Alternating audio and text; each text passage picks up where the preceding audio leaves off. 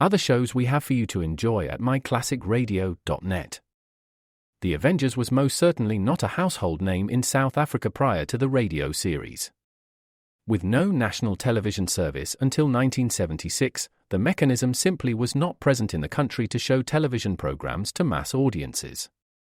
While many other countries reveled in the filmed adventures of John Steed and company, South Africa was not equipped to join in the fun. The series took Britain by storm and made a major impression in the American markets, being that greatest of rarities, a British series given a network transmission slot. However, as a filmed series, rather than a videotaped one, The Avengers was able to gain a modicum of exposure in South Africa through film rentals. Come and listen at myclassicradio.net. Your Coca-Cola bottler presents Claudia, based on the famous play and novels by Rose Franken. Brought to you transcribed Monday through Friday by your friendly neighbor who bottles Coca-Cola. Relax, and while you're listening, refresh yourself. Have a Coke. And now, Claudia. Mommy, you can't close that suitcase by yourself. Why not? Because you'll hurt yourself. Push over. I don't want to push over. Push over, I said. Don't bully me. I will bully you all I want. My time for bullying you is very short. Push over. Hope you don't treat your husband this way. Well, he's bigger than I am. Now, I will close this suitcase and then... Hey, what have you got in it? Rocks. Wouldn't put it past you. Just a few Eastbrook rocks to remember you by when I'm far, far away. I think you have a little boulder. Living with you 6 months, anyone would get a little bolder. Oh, I made a pun. Nothing to be so proud of. How are you doing with that suitcase? I think it's broken, Mama. It isn't broken. It's a perfectly brand new suitcase. I used it when I came, and I used it when I leave. It's as good as new. But it won't close. You know, I think they make suitcases not quite deep enough these days. Well, you're just going to have to call David or you'll miss the train, Mama. Here, let me. I'll do it. I can manage for myself, thank you.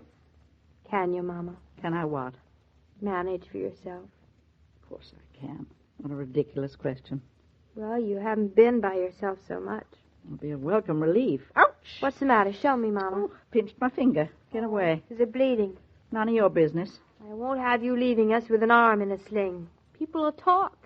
Next thing I know, it'll be in all the papers that David Norton threw his poor old mother-in-law out and broke her arm. My finger. Leave my difference? finger alone. Since when are you so independent? Since always.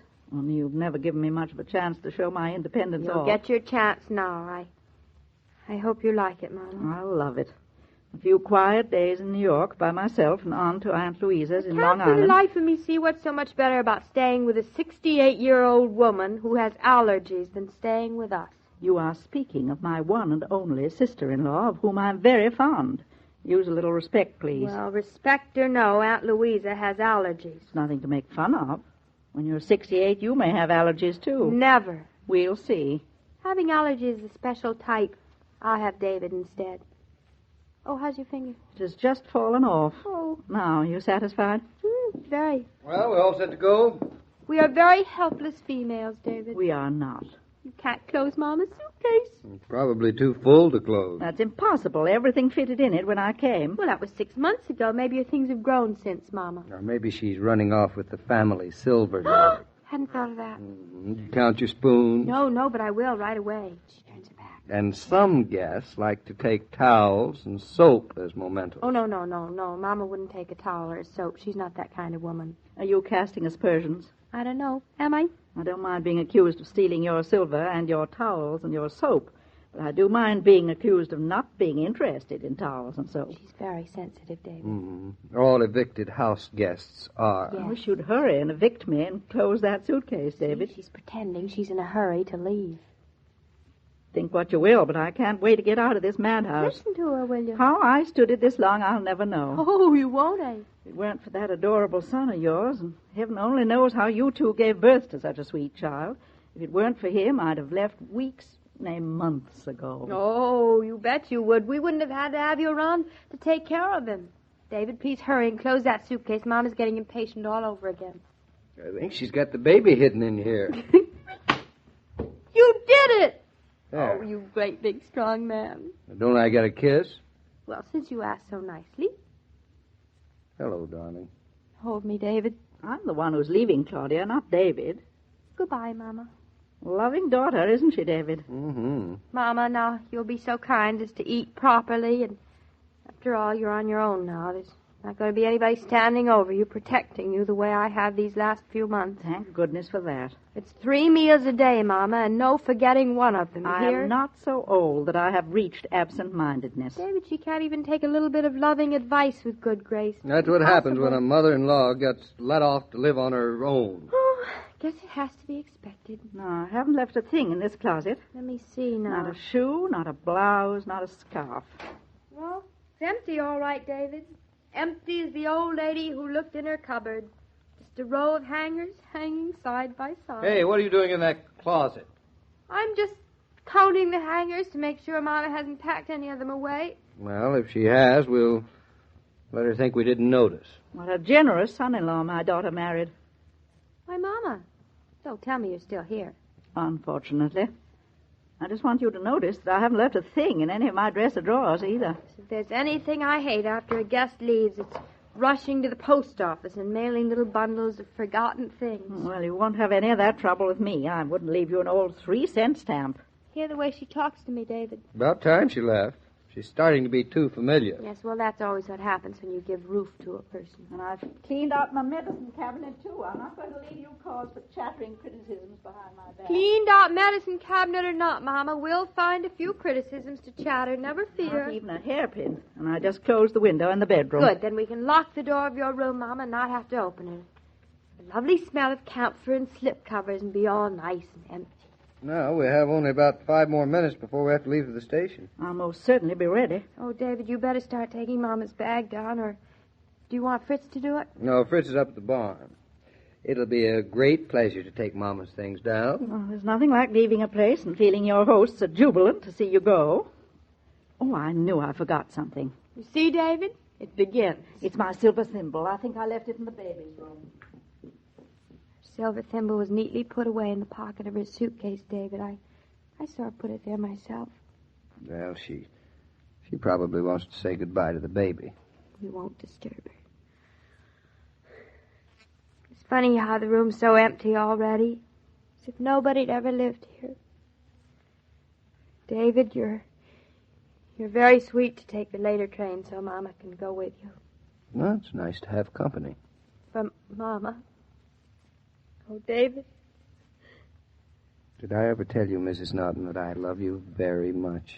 Well, tell me now, quickly. Always hanging on each other's necks. I don't for the life of me see what's so wonderful about hanging on each other's necks. You're not supposed to. Did you find your thimble? Yes, it was on the baby's dresser. I just threw it in my pocketbook. David, you haven't brought those suitcases down yet. Nag. I'm taking them down now. I'll bet you'll be happy when she's gone, David. To tell you the truth, I can't wait. Well, there's no reason for us staying up here any longer.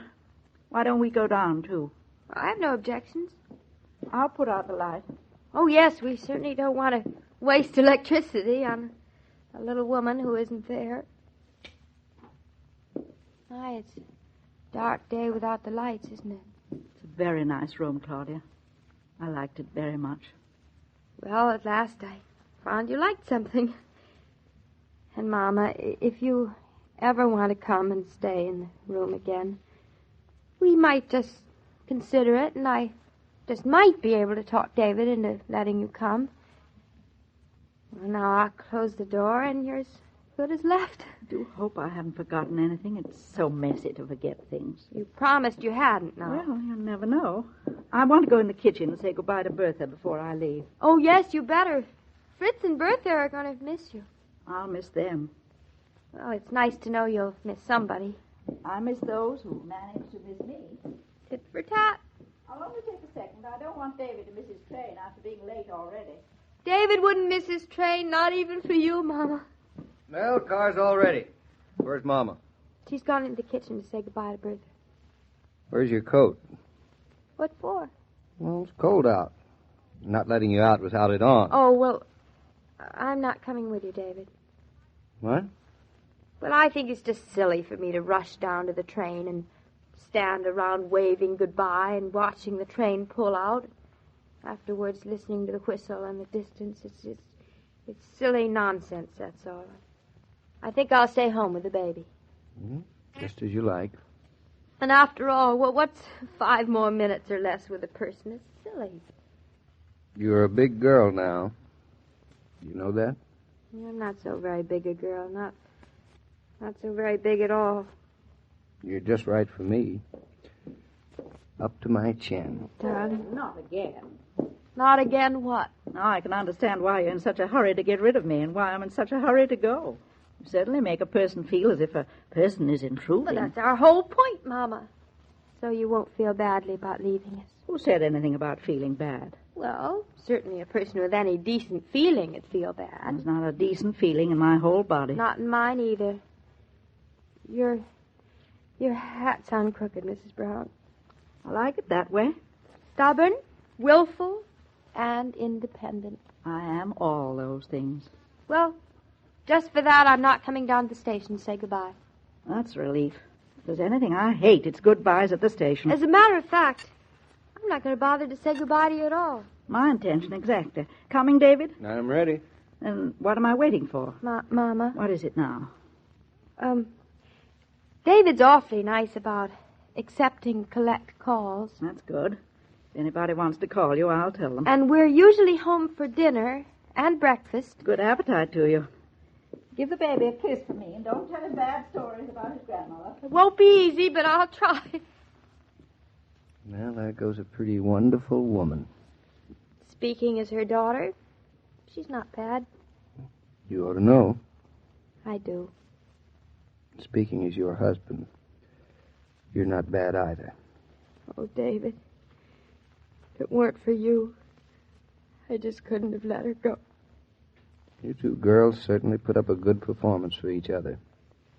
Insults, devil may care. That's our system. You don't think you're fooling each other, do you? We don't mean to. You don't think you fool me either, do you? I guess we wouldn't fool a stranger. Then what's the point? Why don't you just let go, darling? It might be easier. Well, we just never have, David. I just couldn't with Mama. Well, she's waiting, David. You better go. Mm-hmm. She wants to go, darling. I know, because it's fair to you. And to you. I'll be home early. Well, that's all right. Goodbye, Mrs. Norton. David, tell Mama to put her rubbers on when it rains.